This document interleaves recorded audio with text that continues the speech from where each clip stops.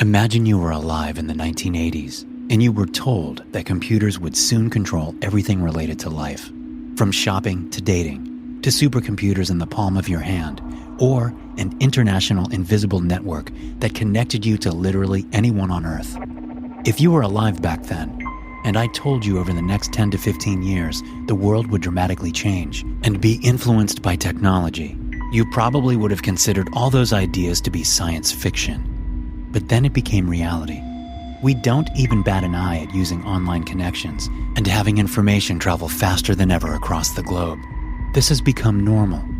We are at a similar point in history for genetic engineering. While the process of editing organisms has been used throughout history, the idea of editing live cells in a precise manner is relatively new. CRISPR is like using a GPS system rather than using an old trail map. In 2015, scientists used it to attack HIV and eliminate more than 50% of the virus in rats. Just imagine what that can do in a few decades. Since 2016, we've been using it to attempt to fight and eradicate different types of cancers. The limits of CRISPR are basically just the limits of what humans deem to be possible. Eventually, this revolutionary technology could eliminate all disease, even death. Coming to the seminar today had been spur of the moment. I was supposed to be finishing up some paperwork for a college English course, but with a speaker as charismatic as Adrian York coming to talk to students about genetic modification, it was hard to stay away. Everything he said sounded so amazing, so unreal, but with a few key examples, he had me convinced that helping the scientific community to expand their research on CRISPR was for the benefit of all humanity. It sounds dangerous, though. What if there are unintended side effects? My girlfriend asked. She was right. And Adrian did admit that a lot of the work they were pushing for wasn't entirely tested. In science, there are certain risks that have to be taken. Advancement only happens when we realize that we can't hold back progress. That's why I appeal to younger minds, because even if there are some unintended consequences, we can still reverse it with time. That's putting a lot of trust in the lab, I told him. But there was one other kicker to his sales pitch, the offer of money. We really need this right now. It will keep us afloat until I find work, I told Melody. Adrian sent me a dozen more emails that explained how the process worked and that anything I wasn't comfortable with, I could reject. The clinical trial would last 6 weeks where I was away from family and friends in a control group of similar patients. There was one thing that did make me second-guess the whole process: being cut off from Mel. No cell phone, no internet. We want to have the time spent here being used solely for the development of new therapies and experiments. Social interaction will be at a minimum, distractions as well. Along with privacy concerns, you can understand why we are doing this, Adrian explained. I had come this far. I knew it would be childish of me to back out now. The facility was state-of-the-art. The accommodations bordered Hollywood resorts. The staff answered a lot of our questions as they took our first vitals, and before I knew it, the first therapy session had begun. It surprised me how unceremoniously everything was being done. We were hooked up on machines that weren't much different than anything else out there. But as I understood it, the genomes being placed inside our body would be gradually altering basic properties of our very DNA. You won't even notice the things that occur. One day you may wake up and realize that you no longer need eyeglasses. Or perhaps you might not be allergic to something anymore, the head nurse explained. So this is what progress feels like, huh? A fellow patient named Clint asked. I smiled nervously and watched TV as treatment began. It was about the same for the first week. We had treatments only twice a day, sometimes in separate rooms, just because Professor Adrian said that some of the modifications worked better in smaller test groups. It was actually surprising to me how dull the process was. I kept thinking, is this really going to make a difference to me in the long run? But I shouldn't have been so eager for changes. The first sign of trouble came from Clint as well. One day we were getting ready for a session when he told the nurse he was having a severe reaction to something. Look at this rash, he said, pulling his scrubs up. He was right. Half of his chest was burning red, clearly inflamed. It looked like portions of his skin were peeling off. It started all of a sudden last night. You don't think the genetic treatment is causing this, do you? We'll start running a few tests to get an answer, the nurse told him. But I could tell Clint was getting fidgety fast. He didn't like being told that they didn't know why his body was reacting this way. That night as I lay down, I felt a pain in my back and had to turn on my side. It felt like my bones were sticking out of my own skin. It made me worry a little. Was I experiencing some kind of reaction to the treatment too? I got up and found Clint's quarters, getting his attention as I tapped on the door. "Something's happening to you too, huh?" he asked as I pulled my gown up in the back. It looks pretty strange, almost like a calcium deposit. Your skin is brittle and tough at the same time. This has got to be some kind of crazy coating mistake from the treatment," he exclaimed. "But a change in our makeup like this shouldn't happen so suddenly. Professor Adrian told us it could be months before we see any sort of improvement."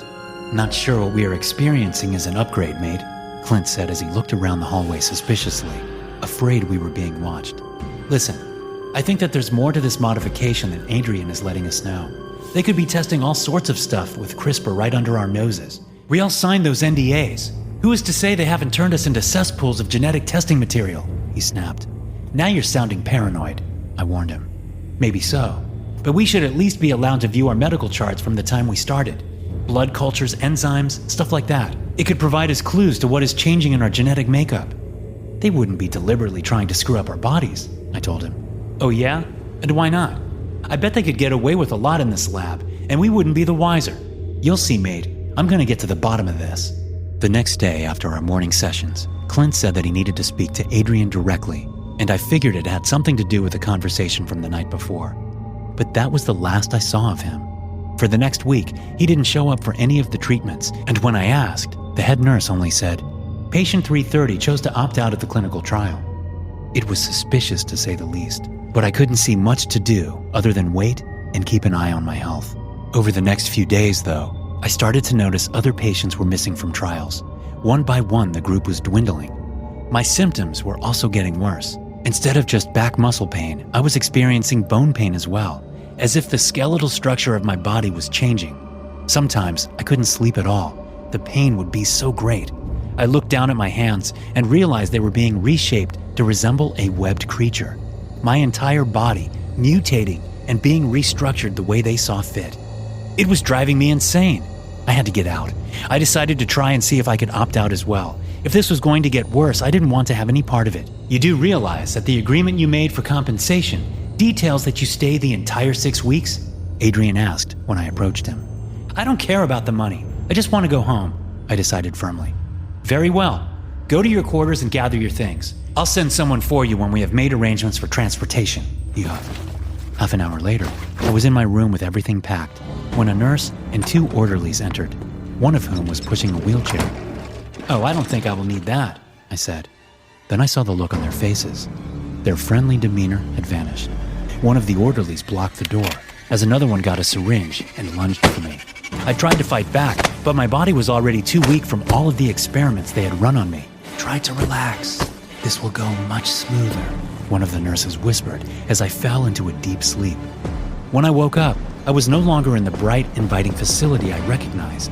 I was in a dark room strapped to a table alongside several other people that I realized were the patients who had disappeared. "What are you planning?" I asked as Adrian entered the room. I suddenly realized that all of the fears and paranoia Clint had worried about were real. "You have to understand that we are not trying to hurt any of you," Adrian said softly as he prepared the next treatment. "We've told you that all of this is for the benefits of science. There is literally a universe of possibilities in front of us, and we can't let risk of loss cloud our judgment. We need to speed up the process. We need to push boundaries. But we can't do that in a traditional lab. It has to be in a place without concern for ethical consequences or the political spectrum. The world out there fears the change that we want to implement. But the future is coming regardless of what you or anyone else believes." He injected the first patient with the super serum and explained, "This is precisely like the treatments you have had so far, multiplied 10 times. It will cause drastic changes in your body that will change the entire human species." I watched as the poor man struggled and moaned, trying to escape. His skin started to bubble the way a soup does when it reaches boiling point. Then his muscles began to expand, ripping his bonds and shrieking like a banshee. The second patient was far worse. Her skin melted off and her bones pushed through what remained of her muscular structure. She was a writhing mass of organs, hardly even worthy of being called a human anymore. I was next. I tried begging for him to stop, but my words might as well have been to a deaf man. "There will be mistakes along the way, errors in the code. But every time we have a failure, it just means we can catalog the data, keep the research going. Adrian said as he injected my arm with the serum.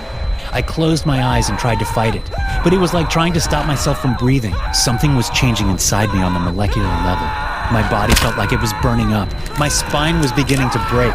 My arms and legs bent backwards, and I screamed to the heavens as nurses rushed to hold me down.